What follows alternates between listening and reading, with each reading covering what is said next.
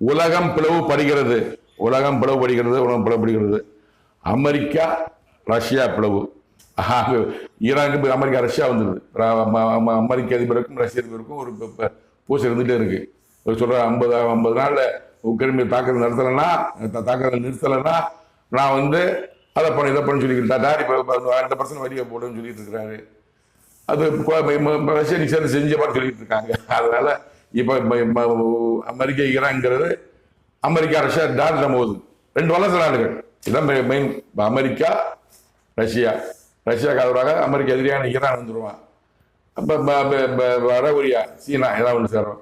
இந்த பக்கம் அமெரிக்கா ஆதரவாக இஸ்ரேல் வந்துடும். இஸ்ரேலுக்கு கூட இருக்குது யுனைடெட் கிங்டம். அப்புறம் வந்து பிரான்ஸு இத்தாலி நேட்டோ வந்துடும்.